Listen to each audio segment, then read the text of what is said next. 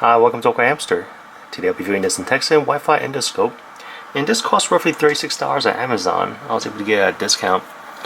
This item is advertised to have a couple of resolutions. I believe it was like 320, 640, and then 720.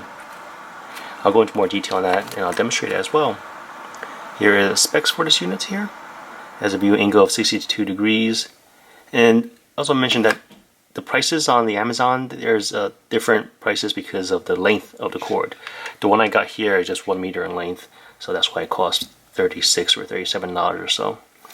And since this is Wi-Fi, it works for both Android and iOS. It came in this little tin can. Everything fit in here nicely. Here's the accessories for it. Here is the adapter. So this thing is powered through the 5-volt USB port, and that goes over here. So we have the power adapter that goes for like power banks or any sort of USB port, and this one will allow this device to work with like Android phones, for example. That way I can just plug one end to this device over here and the other end to a Android phone that is micro USB. So like it's not going to work with the Nexus 6P unless I get an adapter.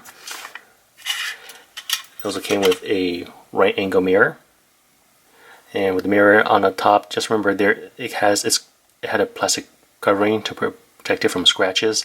I just had to remove that, and once I did, it's a very clear mirror. Came with two of these. One of them is a magnet. Oh, they're stuck to each other right now. But this one's a magnet, and this other one, this one's a little hook.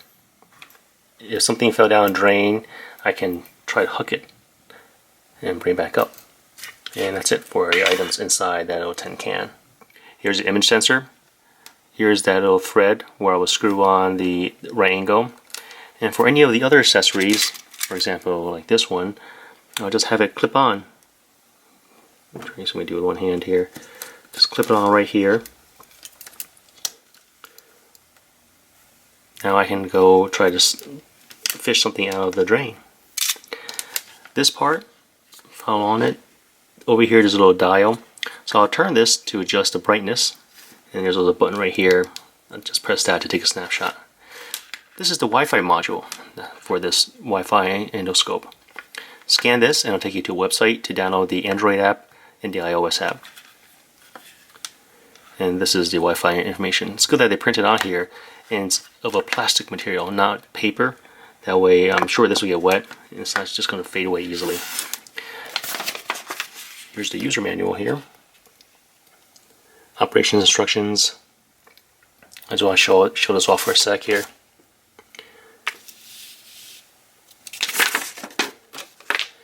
And it came with two sets of instructions too. Now there is a misprint here because over here it says just search for the app in the Android or iOS App Store. I tried that, I did not find it. And that's why for me it was just easier to scan the QR code, print it on the device, and just download directly from their website. And when I downloaded it on my Android device, I did use Avast and try to scan it for any malware and did not find any. And the specs are printed on the back over here too. And when plugging in the power cord to the Wi-Fi module, just the one I received is shifted a little bit to the left. You can see that on the right side there's a little gap over here. And it still works. I just need to be careful, keep that in mind when I plug it in. So I'm using the USB cord, and it's powered through my desktop lamp right here. And once it's powered up, the light illuminates. The Wi-Fi process is starting to boot up. And when I turn this, I can adjust intensity. And with the LED light, I can turn it all the way off or make it pretty bright. Give it a few seconds to connect. Now it says connected. I'm going to head out. And I already downloaded the app right here. I'm going to launch it. And here it is. FTR camera. Hello. Oh, turn right side up. Hello there. Let me browse the menu system here for a sec. Go to settings.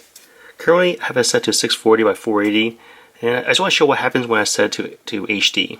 I'm going to exit here. I'm going to point it to, let me see, I'm going to point it at this tin can, this part right there. And I'm going to set the resolution to 720. If I set it to 720, all I did was just zoom in, and I actually have a more narrow field of view. I'm going to do is set it back to the 640, oops, not the 320, the 640 here.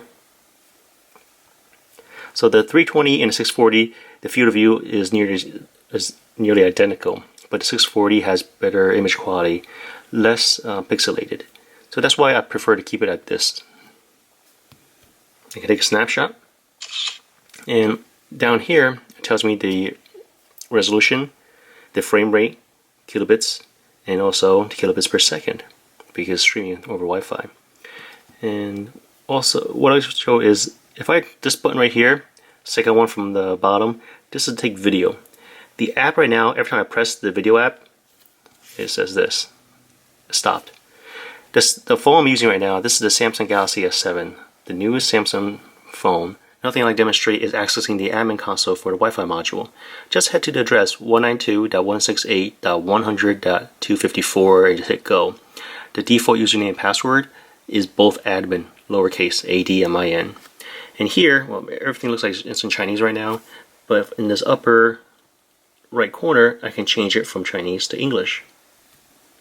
And now most of the items here are now in English. For example, here I can go to base setting, change the device name from FTR camera to something else.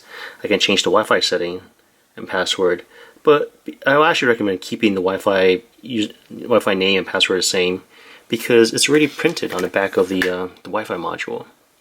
And there's the STA model here, and of course here's the user setting, and I can also change. I can change this, but I'm not going to.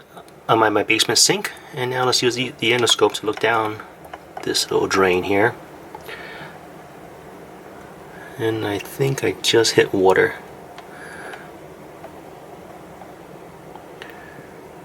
Yep, things are just floating around. This endoscope is waterproof, so I have no qualms about using it in wet environments.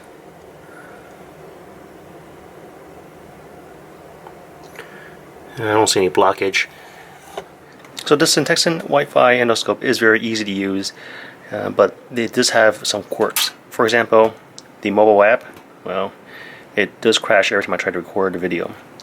Another issue I found is this USB cord here when I'm trying to power off the Android phone. So what I'm going to show is currently no symbol here. On this side, it has a little USB symbol right over here. What I'm going to do is switch it. So this side has no symbol. I'm just going to switch it around. So this USB little symbol, both ends are micro USB. Alright, so now it's plugged in all the way. This part is plugged in all the way, but there's no power to the camera. Let me reverse it.